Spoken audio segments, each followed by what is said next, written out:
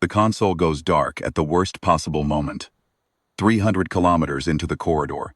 No ground station in range, and the plateau stretched out below me like a broken plate. I hear the nav system stutter twice, then nothing. Not even the carrier tone. Just the wind off the ridge, pressing against the fuselage and the steady complaint of my own engines. Been flying course 7 Toval for 18 years. I have never, not once, dropped below 400 meters over the Orith Plateau. There's nothing down there worth the fuel.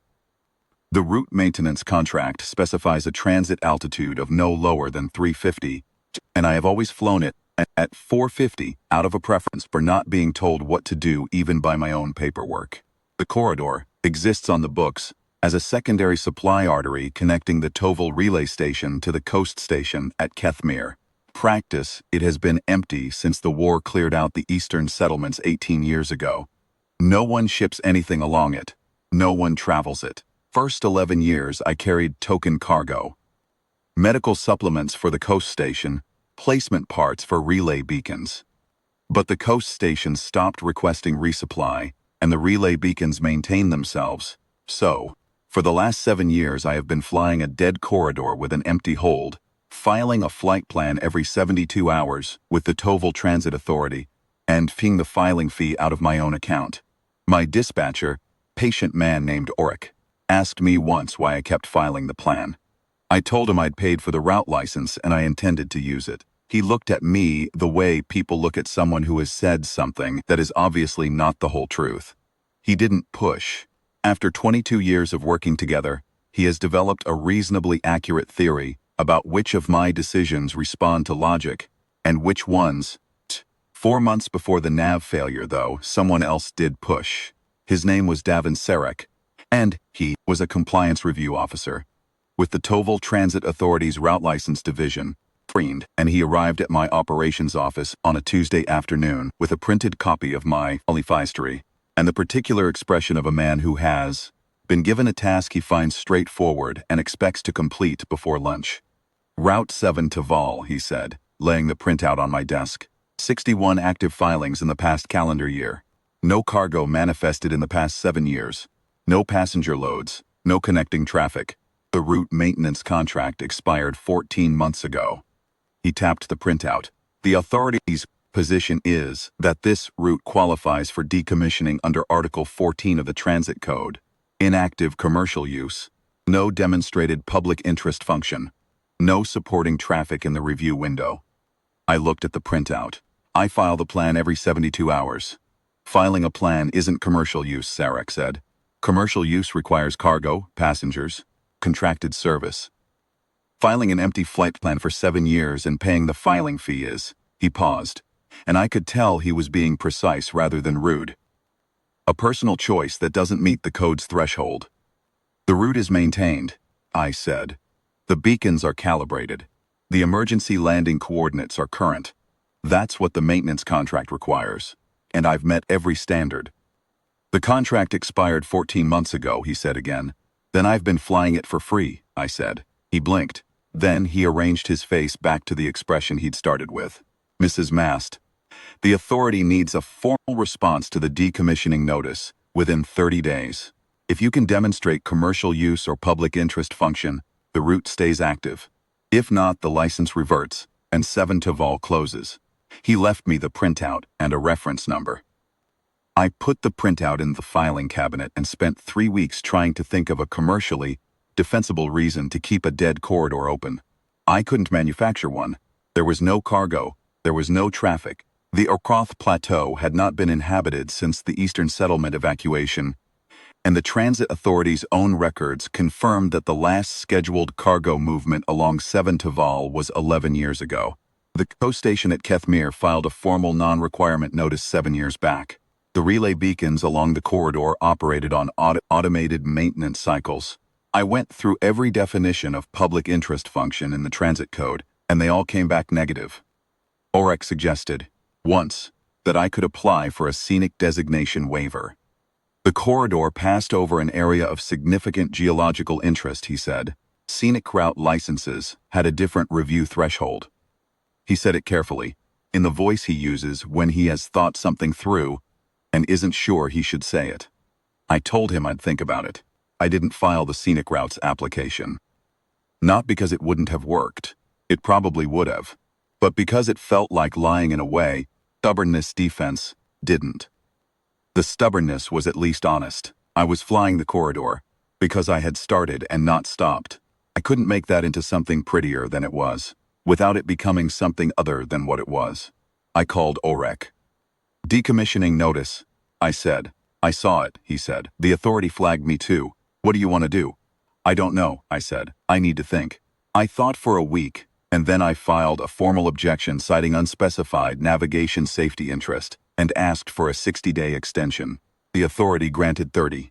I had 12 days left on the extension when the nav console went dark over the plateau. So, that is the situation. 12 days to give the transit authority a reason, and the console goes dark, and I dropped to 200 meters for the first time in 18 years, and the shape in the wreck field registers in my peripheral vision. The backup nav takes 12 seconds to spin up.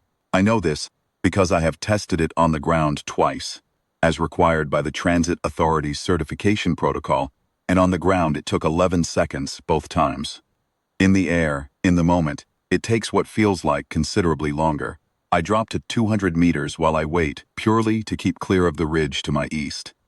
The plateau comes up beneath me, brown and gray and broken, the wreck scatter from the early war, years still visible as rusted geometries half buried in scrub grass. I've seen it before on clear days from altitude, but never this close.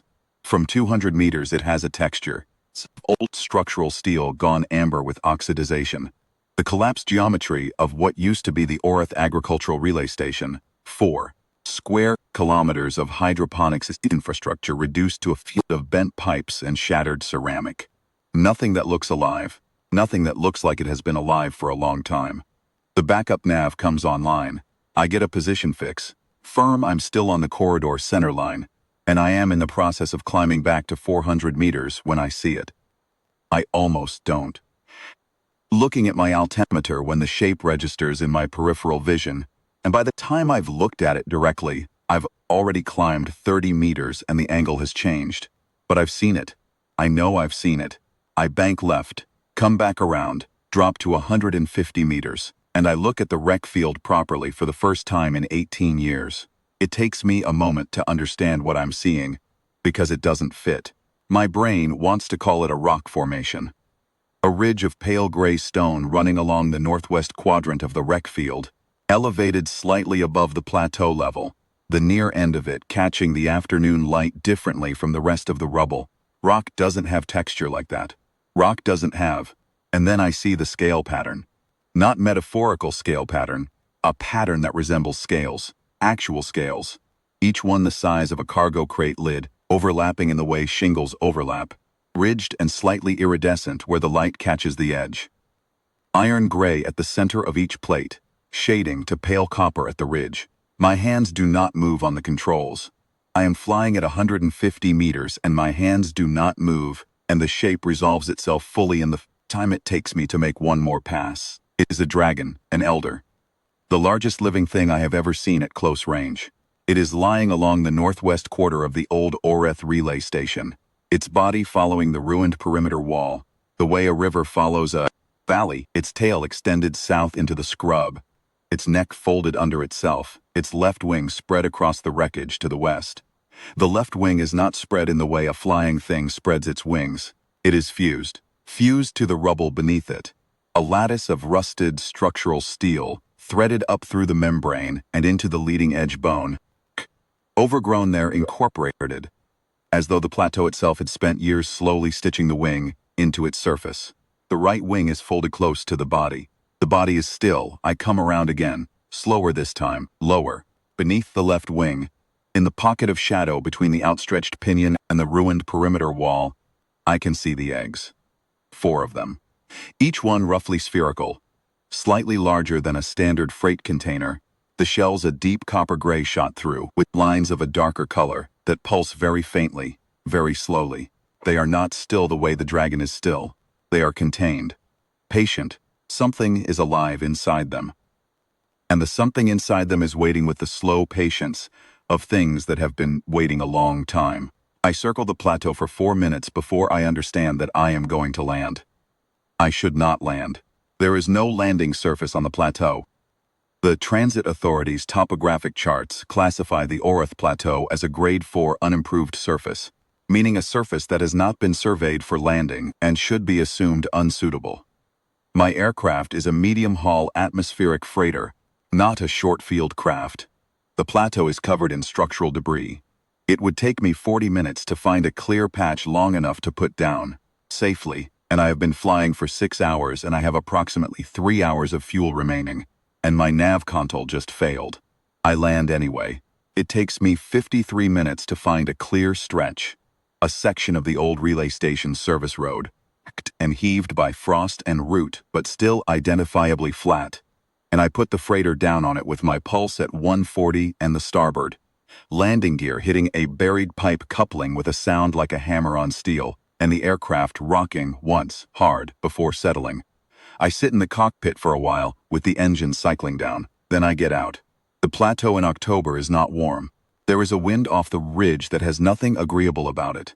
Fine grit in it, and the smell of oxidized iron, and the particular cold that comes off a landscape that has been uninhabited long enough to forget it was ever anything else. I pull my flight jacket closed and walk in the direction of the northwest quarter, following the service road, stepping over sections where the frost heave has pushed the paving into vertical slabs. The Dragon is 300 meters from where I landed. I know it heard me land.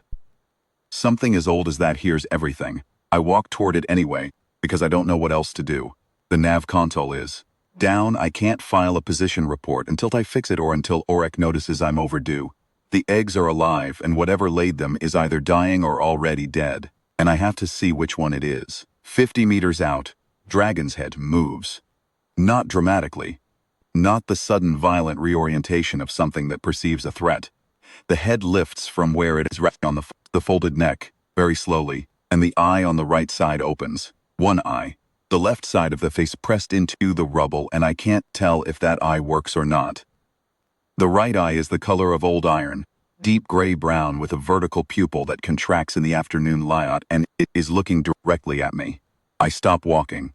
The eye looks at me. Here, I have been in proximity to dragons twice before in my life. Both times were at transit stations. Controlled environments, handlers present, formal exchange protocols. I know the official posture guidance. Remain still, do not approach, do not make sustained eye contact, wait for authorized personnel.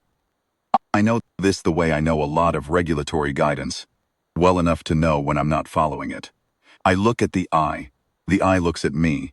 There is something in the quality of that gaze that I can't name precisely and have spent a long time since, trying to describe to OREC and failing. It is not the look of something registering an intruder. It is not alertness or threat assessment, or the focused calculation of a predator. It is a look I have seen on the faces of old colleagues, who have been sick a long time, and are past the point where pretending otherwise serves any purpose. A look that is finished with the performance of being fine, a look that knows exactly how things stand. The eye knows exactly how things stand. I sit down on a section of displaced paving approximately 30 meters from the Dragon's head, and I don't do anything in particular. After a while, 20 minutes, maybe more, the eye closes. I sit there for another hour. The sun moves. The wind off the ridge keeps coming. I can hear faintly the sound of the eggs. Not a sound exactly, more a vibration at the lower edge of what I can perceive, a slow rhythmic pulse that seems to come from under the ground and is not, in fact, coming from under the ground at all, but from the four shapes in the shadow of the fused wing. I watch them for a while. The lines on the shells pulse at different rhythms, not synchronized, not random, something in between. The way you hear 4 people breathing in a room in the early morning. When the eye opens again, the sun is lower. The Dragon moves its head. Toward me, it's not the orientation of a threat. It moves slowly to the right, bringing the long jaw to rest on the rubble about a meter from where it had been, and, in doing so, it angles the right eye slightly differently. I'm still 30 meters away. The new angle gives the eye a view of the eggs without obscuring me.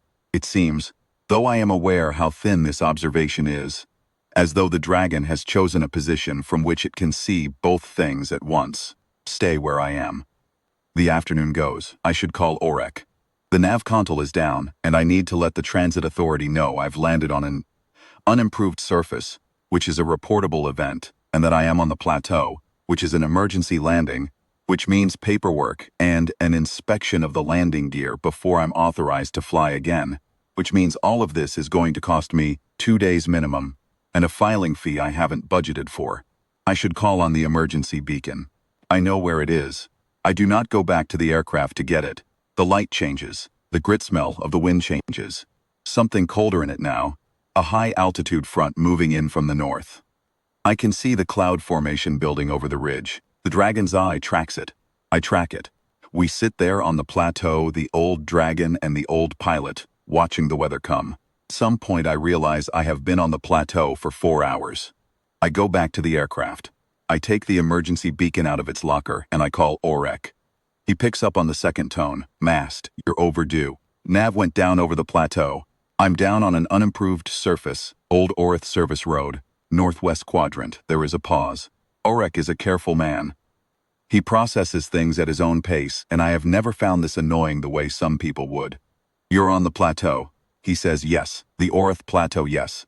Another pause. Are you all right? I'm fine. Nav issue only. I need you to file the emergency landing report and hold my next flight plan. Probably 48 hours. Rhea. He almost never uses my first name. What is on the plateau? I think about how to answer this. Not what to say. I have no particular interest in concealing what I've found, but how to say it in a way that will communicate the correct amount, urgency, without triggering the kind of official response that sends a recovery team to the plateau in the next 2 hours. There's a dragon, I say. Elder. Large. She's been here a while. The left wing is fused into the structural debris, so she's not going anywhere. There are eggs. 4 eggs. The silence from Orek's end is longer this time. Alive, he asks finally. The eggs, yes. The dragon. I look across the plateau at the shape in the fading light. The eye is open again. It is watching me. I don't know. She's breathing. She was awake a while ago. Rhea, Orek says slowly. Vethcoral elder with 4 eggs. You know what that is. I know what she is, I say. I don't know what she needs from me. I hear him exhale. He is running the calculation. Official notification. Transit authority. What happens to an emergency landing report that mentions a Vethcoral elder and a clutch of eggs? How many official channels that touches and how fast? Orek has always been good at these calculations. 48 hours, he says. I'll hold the flight plan and file the nav failure. Emergency landing for weather. I won't specify the plateau quadrant in the report. Thank you. Rhea. Again, don't do anything that gets you hurt. I'm not going to do anything, I tell him. I'm just going to sit here, and that is largely what I do. I go back to the northwest quarter with 2 thermal blankets from the aircraft's emergency kit. Not for the dragon, obviously, just for myself. And I sit on the displaced paving, and I watch the cloud build over the ridge, and I listen to the slow rhythmic pulse from the eggs, and I let the light go.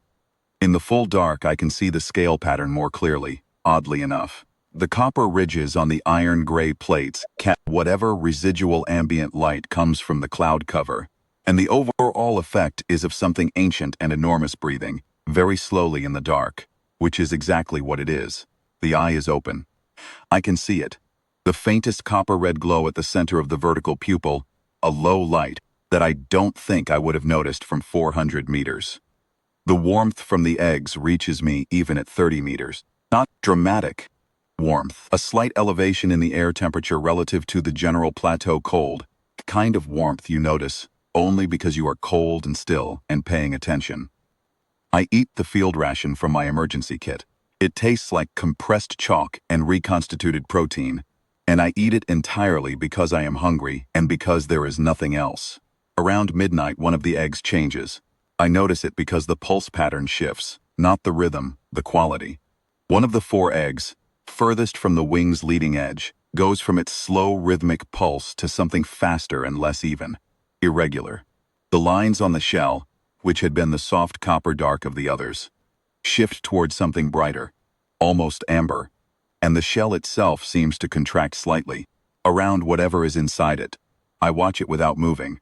The elder's head lifts.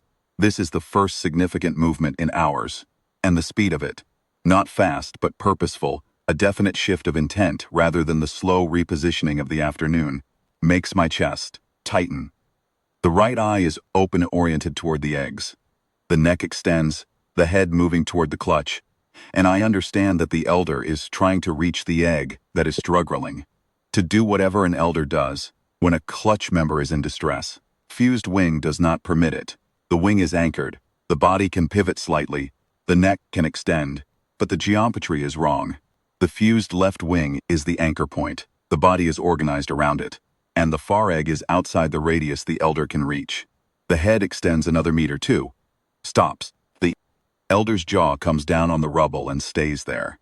And the right eye watches the struggling egg with the look of something that has already calculated the distance and arrived at a conclusion it doesn't want. I know that look. I've seen it on people who have been unable to reach someone they should have been able to reach. The look that does the calculation and comes up short and has to carry that.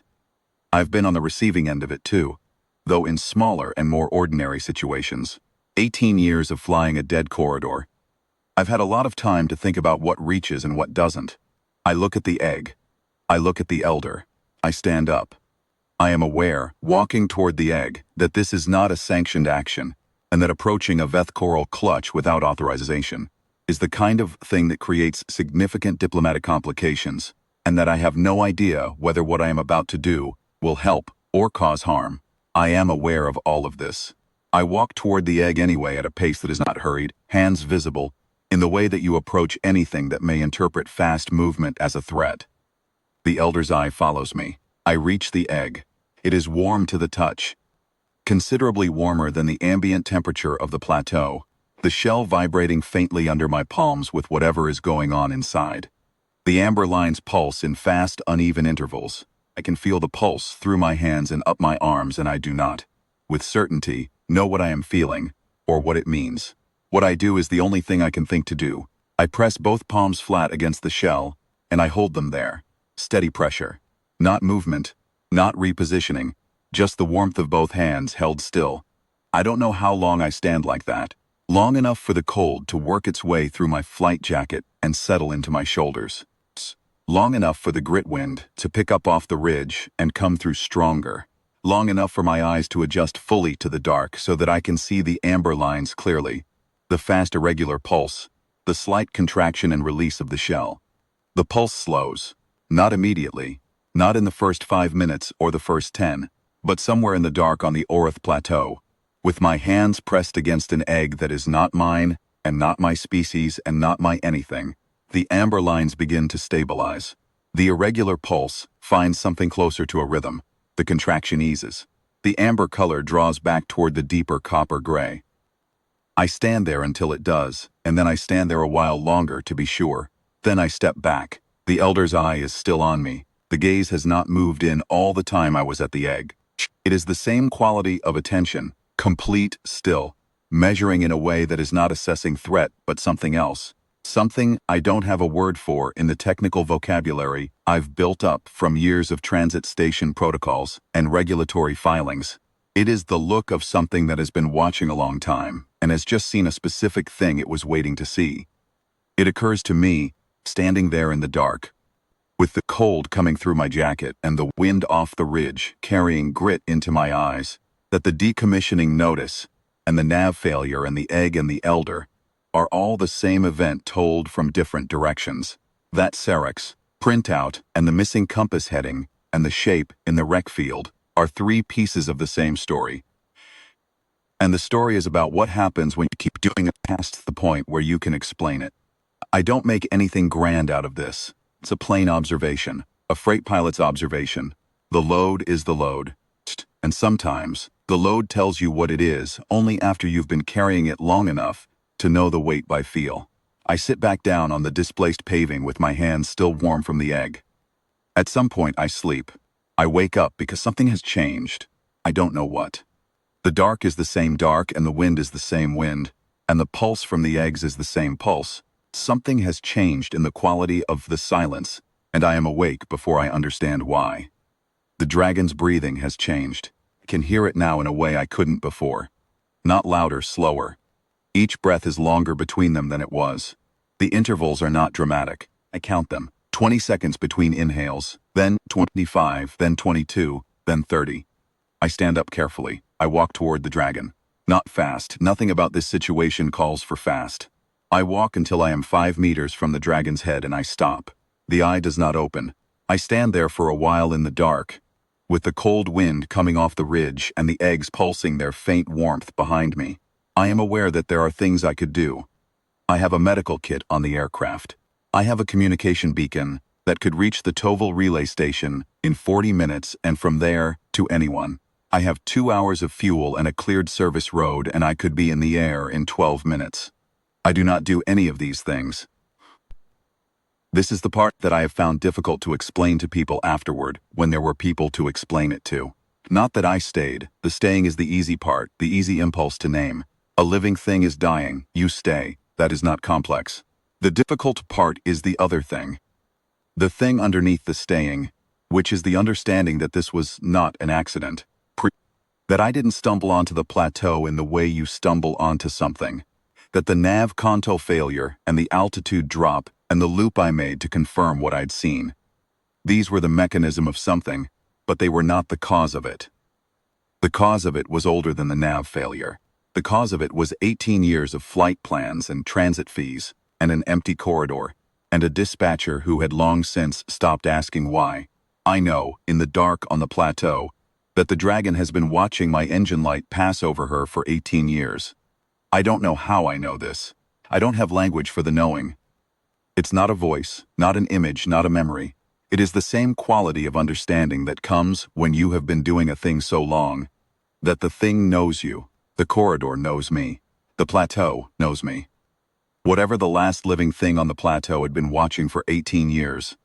A light that passed every 72 hours without fail. A light that stayed when every other light had left. It knows me too. I sit down beside the dragon's head, close enough to feel the warmth that comes off the scales even in October.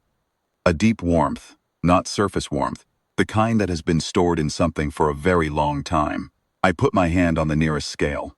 The scale is the size of my palm. The surface is dry and slightly rough at the ridge line and smooth at the center, and warm in the way that old stone is warm after a day of sun, except it is not sun that has warmed it. It is whatever interior fire has been keeping this creature going on this plateau, alone, for longer than I have been flying this route. The eye opens, very close to me now, the copper-red glow at the pupil center. I sit with it for a while, the scale under my hand, the eye, the faint pulse from the eggs, the 4 rhythms still distinct from each other, steady now. I am not cold, in the same way I was earlier. The warmth off the scales reaches through my jacket if I'm close enough, and I am close enough. After a while I go back to the aircraft for the second field ration in the emergency kit. It is not a trip that requires explanation or significance.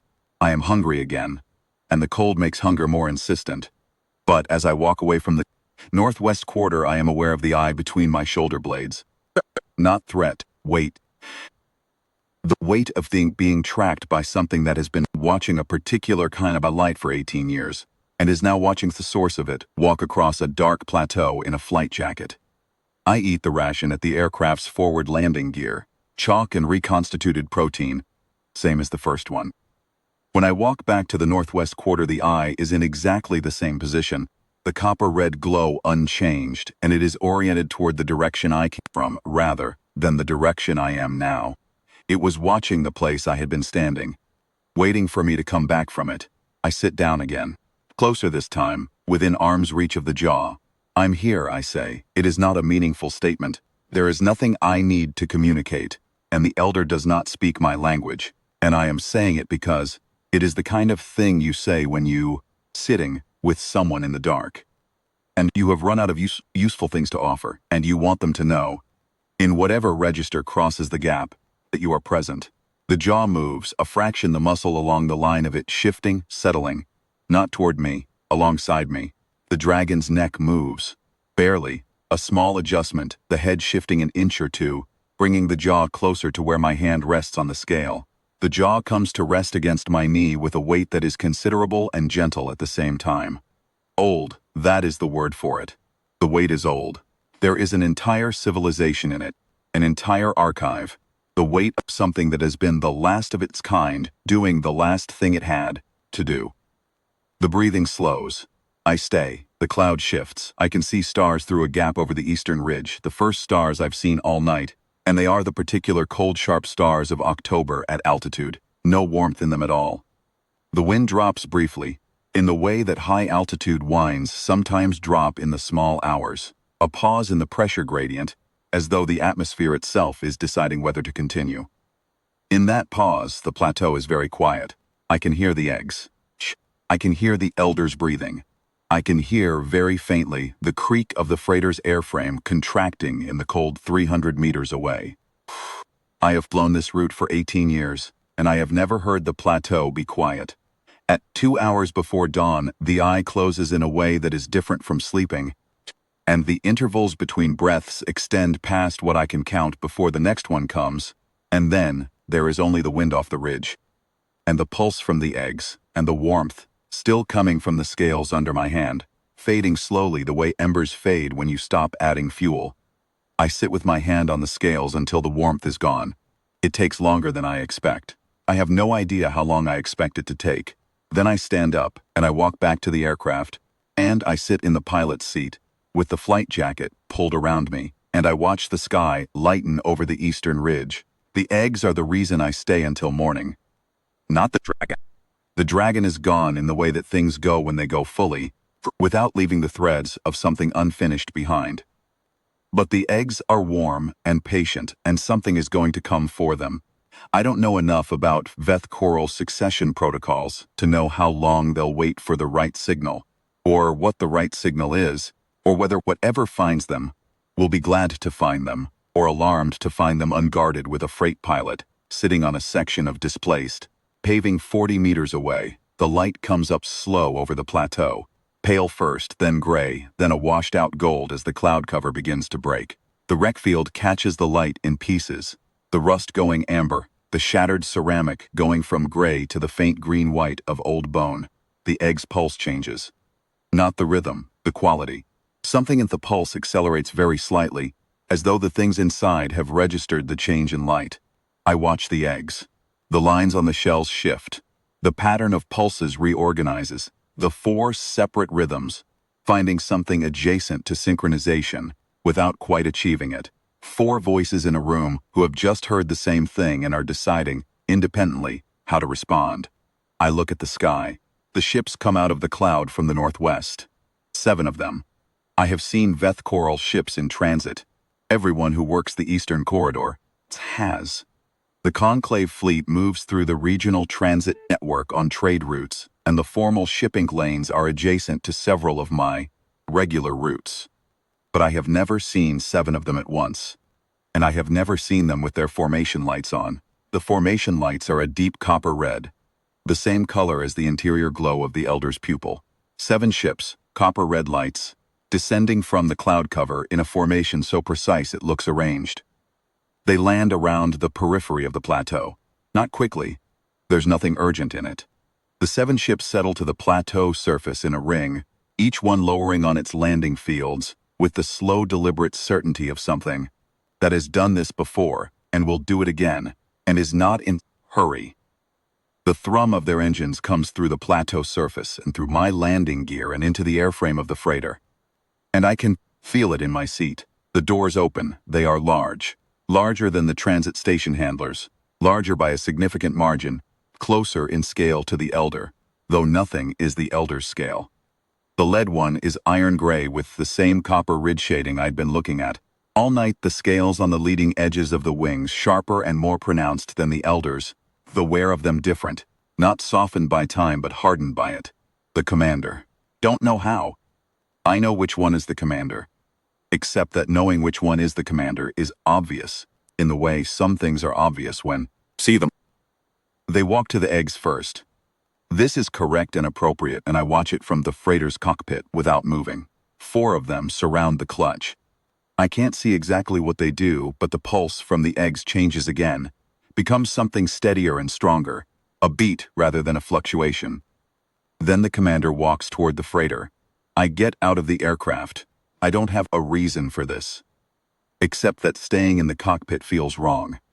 like watching something important through a window when you could be present for it. I stand beside the forward landing gear with my flight jacket closed, and my hands at my sides and the cold morning wind in my face. The commander stops 10 meters from me, close enough that I have to look up significantly. The vertical pupil, same copper red as the formation lights, same as the elder's eye. The commander looks at me for what feels like a long time, and is probably 8 seconds. Then the commander says something. I don't speak Veth Choral. I have transit station, functional choral, numbers, cargo designations, formal acknowledgement phrases, and what the commander says is not any of these. It is longer than a designation, and it has a weight to it that makes me go still in the way you go still, when something addresses you by your real name in a register you don't usually hear. There is someone behind the commander. Younger, noticeably younger. The copper ridges not yet hardened to the color the commander's are. The eyes, a brighter, lighter copper rather than the deep iron red. This one steps forward, stops beside the commander, and speaks in the Transit Authority operational register. Clear coral, the kind that has been shaped for human comprehension. The commander gives you the name Kethrayan, the interpreter says. In our language, this is not a simple word. It requires context to carry its meaning. Closest in your language would be, she who kept the light in the sky so the fire below did not forget the sky existed. I look at the commander. The commander is looking at me with the patient attention of something that has been waiting for this exchange to happen, and is in no particular hurry now that it has. I didn't know she was there, I say. The interpreter renders this, and I am aware that reading a dragon's expression is not something I am trained to do, but I read it anyway. Does not change and also does not stay the same. The interpreter says, the commander says, she knew you did not know. This is the reason for the name. I think about this. I just flew the route, I say. I've been flying it for 18 years, that's all. The interpreter renders it. The commander speaks again. The commander says, so did she, for a longer time. She says that an elder of the Veth Choral does not require rescue. She requires company. And you gave it for 18 years without being asked, without knowing and without stopping. This is what the name names. I look past the commander at the eggs. 4 of the other arrivals are still attending to the clutch, and at the slight shape of the elder, in the far corner of the plateau, now just a gray-scaled outline in the morning light, the copper ridge shading catching the early sun in the last way it would catch anything. The commander speaks again, unprompted. She says also, the interpreter says carefully, the commander's mother never stopped watching for your engine light. That in the last 3 years, when the corridor was empty for more than 72 hours, she would become agitated. The handlers. The commander does not have a word that translates to handlers. I will use attendants. The attendants did not know why. Now they know. The wind comes off the ridge. She counted, I say. It is not quite a question. She counted. The interpreter agrees. 241 passes. I have nothing to say to this that is adequate. I am aware of this inadequacy, and I stay with it for a moment, in the way that you stay with inadequate things, not trying to fill them with words that don't fit. The eggs, I say finally, they're close. Yes, the interpreter says. Hours, perhaps, or a day. She held the warmth long enough. She was very deliberate about this. The commander says. She held the warmth until the 241st pass. She had decided that if the light came, she could go. The light came. I press the back of my hand against my mouth for a moment. This is not something I intend to do. It happens. I take the hand away. The commander watches this without expression, and then with something that might be an expression, and then is still again. The name, I say. Kethrayan. I'm not. I stop. Start again. Don't have any claim to a Veth Choral name. I'm a freight pilot. I was flying an empty corridor. I'm not. I didn't do anything that deserved a name. The interpreter renders this. There is a pause before the response. The commander says, this is, specifically, why you have the name. Doing the thing without needing it to be deserved or witnessed is the thing that names you. She says she will not argue with you about this. The name exists. It is recorded. You have it whether you use it or not. There is, I think, a quality to this that is characteristic of something very old dealing with something considerably less old, that is being obstinate for reasons the very old thing finds both incomprehensible and somehow endearing. I have the impression, and I may be entirely wrong about this, that the commander is not displeased with me for arguing. Thank you, I say, telling me, for coming. The commander inclines the head in a way that is clearly acknowledgement. Then, and this is the part that I have had the most trouble with in the telling, because it is not large and not theatrical, and is therefore difficult to convey without it sounding small when it was not small. The commander steps aside and indicates, with a motion of the leading wing edge, the direction of the elder. I understand this to be an invitation. I walk across the plateau to the elder one more time in the morning light. The scales are still, no warmth now, plates already going from the live iron gray to a slightly different tone, denser, more opaque, the copper ridges beginning to lose their faint iridescence. The right eye is closed. The face is turned slightly toward the northeast, in the direction the freight corridor runs. I put my hand on the scales again, the same scale I'd touched in the night, dry and slightly rough at the ridge line, and smooth at the center and now fully cold. The eggs pulse behind me, the four rhythms gaining confidence in the morning light, each one distinct and alive and patient and unafraid. I stay for a while. Then I walk back to the freighter, run the pre-flight, and call Auric. Nav's back up, I tell him. I'm ready to lift. 8 hours, he says. He doesn't say anything else for a moment then. Are you all right? I'm all right, Rhea. He pauses. Transit Authority is going to want a full report. Emergency landing, unimproved surface, 48-hour delay. I know. It's going to have follow-on questions. I know. What are you going to put in the report? I look out through the forward canopy at the plateau, at the 7 ships, at the 4 figures attending to the eggs, at the commander standing near the northwest perimeter watching me lift off. At the empty space in the rubble where the elder had been. Nav failure. Weather hold, pilot rest requirement, I say. Emergency landing on an unimproved surface, Orath Plateau Service Road, reference northwest quadrant. Landed in good order, minor gear impact, no damage. All systems nominal on departure. Auric is quiet for a moment. That's all? Another pause. Right, he says. I'll hold the 7-tovel plan for your next window. 72 hours. Make it 60. I say. I want an early departure. I hear him mark the plan. I hear the familiar tone that means the filing is confirmed. I hear beneath it the background ambient of the Toval Transit Office. The printer cycling. Someone in the far corridor asking about a cargo manifest. The ordinary machinery of an ordinary working day. Auric, I say. Yes, she was counting, I say. 18 years. She was counting every pass. He doesn't ask who or what. He knows what I mean in the way he knows most things I mean, which is without requiring me to explain it. All right, he says quietly. The engines come up. The plateau drops below me as the freighter climbs. The wreck field, the 7 ships, 4 copper-lit shapes around the eggs, the northwest perimeter, where the elder had been, and is no longer. The cloud cover over the ridge catches the morning light and holds it for a moment, gold and white, and very large. Shh! I come around to the corridor heading and level off at 450 meters. The corridor opens in front of me, straight and long and empty. 300 kilometers of plateau and scrub, and the rusted geometry of the old eastern settlements. No cargo, no traffic, no ground station in range. Just the flight plan filed in Auric's system, and the engine note and the ground below. I fly Corridor 7 Toval home. Kethmir Coast Station, I refuel and file my next departure window. 60 hours out, not 72. The station duty officer looks at the form and then looks at me. You're filing for 7 Toval, she says. The dead corridor. That's right. There's nothing on that route. I know, I say. She stamps the form. I fly back to Toval. I do the paperwork. The gear impact comes back clean. No structural damage. The pipe coupling left a scuff on the landing pad, but nothing that needs attention. I write the incident report with the language I told Auric I would use, and I file it. And the Transit Authority acknowledges receipt with the automated response that says, a follow-up inspection is required within 14 days, which is standard. I am in my office, writing the inspection request, when the message comes in on the formal address. Not my operations channel, not my personal link, but the formal diplomatic address that I have had assigned to my transit license for 20 years, and have used approximately twice.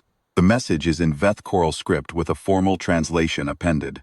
The translation is clearly the work of a professional. Not the interpreter on the plateau, but someone who handles formal documentation. It reads, "To the holder of route license 7 Taval, registered pilot R. Mast, issued by the Toval Transit Authority. The Veth Choral Continuance Command acknowledges with formal gratitude the presence of a human pilot on the Orith Plateau during the final hours of Choral Elder Keth Sarava, matriarch of the 4th branch. Orith continuation line dated this." I stopped reading at the name, Keth Sarava. Didn't know she had a name. Of course she had a name. The thought that she had a name, and I didn't know it, and she watched my engine light pass overhead 241 times, without the name passing between us, without anything passing between us except the light and the watching, sits in me for a long moment before I go back to the message, in recognition of which the Veth Choral Continuance Command records the name Keth Ryan, given by Commander Vetharak Sorath Vel, for the holder of route license 7 Taval. This name is entered in the continuance record, and will be honored accordingly. 4 eggs of the Keth Sorava clutch are confirmed viable and in good condition. I read it twice. The following morning, Davin Sarek, from the Transit Authority Compliance Division, calls my operations line. "Ms. Mast," he says, and his voice has a different quality from the Tuesday afternoon visit. More careful, less certain of the shape of the conversation. "I've received a formal communication from the Veth Choral Continuance Command regarding route license 7 Taval. Have you, I say?" "Yes." A pause. "It's a formal notification that the Orith Plateau Rec Field, specifically the Northwest Quadrant, falls within a Veth Choral Heritage and Continuation Site designation. That designation was filed with the Regional Transit Authority 18 years ago. It appears to have been misfiled at the time, and never entered into the active registry." Another pause. "Communications that requests at license 7 Toval remain active as the primary atmospheric access corridor for the site." I look out the window of my operations office. The sky over Toval is the gray of early November, flat and high and very large. "So the route has a public interest function," I say. The pause from Sarek's end is considerable. "It appears so," he says. "Yes. Then I assume the decommissioning review is closed." I'll file the closure notice today." He is quiet for a moment. I think he is a thorough man who has worked long enough in compliance to understand when a process has arrived at an outcome that is technically and substantively beyond what he expected, and he is deciding how much to say about the distance between the two. "Mrs. Mast," he says, "the Veth Choral Communication, the name they give in it, Kethryan, is that a common designation?" "I don't think so," I say. "No." Another pause. "I see," he says, in the tone of someone who does not entirely see but is content to let it rest there. We end the call. I put the formal communication in the filing cabinet next to the decommissioning printout. Then I sit at the operations desk for a while with the window showing the November sky and Oryx's voice in my head saying, "All right," quietly, in the way he says things when he means more than he says. That is 3 months ago now. The inspection came back clean. Oryx filed the next flight plan without comment. I have flown Corridor 7 Taval 4 times since the plateau, 60 hours between each departure, instead of 72, the way I told Oryx I would, though I haven't told him why, and he hasn't asked. The corridor is empty the way it has always been empty. The plateau comes and goes below me the way it has always come and gone. Brown and gray and the wreck field still there, the rusted geometries still half buried in the scrub grass. The northwest quadrant is different now, differently legible to me. I know what the shape in the rubble is, the impression left by something enormous and old. The way the perimeter wall has been resettled by a weight that rested against it for years. I can see it from altitude if I know where to look. I know where to look. I think about the name sometimes. Kethryan. She who kept the light in the sky so the fire below did not forget the sky, existed. I think about what it means to carry a name in a language you don't speak, for a thing you did without knowing you were doing it. I think about the difference between a thing that has no meaning and a thing whose meaning you don't know yet. The difference, I have concluded, is time. Given enough time, a thing that seems to have no meaning accumulates one the way a wall accumulates moss. Quietly, without announcement, and without asking permission. 18 years of flight plans. 241 passes at 450 meters. One eye in the dark, counting. I think about what the Kamfar said, through the interpreter, about the name. That, doing a thing without needing it to be deserved or witnessed, is the thing that names you. I have turned that over many times on the long return leg, the plateau falling behind me, and the Toval station lights coming up ahead. And I think it is true in a way that is uncomfortable if you think about it directly, and bearable if you come at it sideways. The doing is the thing. The name is just the record of the doing. The record exists whether or not the pilot knows it is being kept. Don't fly the route for the reasons Orek thinks I fly it. I don't fly it for the reasons I told him I fly it 18 years ago, either. The route license and the filing fee and the stubbornness older than sense. I fly it because I started flying it and I have not stopped. Chand. The reason for not stopping has changed shape over the years, but the not stopping itself has stayed the same. That is the only explanation I have for what happened on the plateau, and for what the commander named it, and for why I filed the plan for 60 hours out instead of 72. Some things you keep doing past the point where you can name the reason. You keep doing them because the doing is the reason. I file the plan, I fly the route. I come around to the corridor heading at 450 meters, the plateau opening below me, the cloud over the eastern ridge catching the afternoon light, and I fly.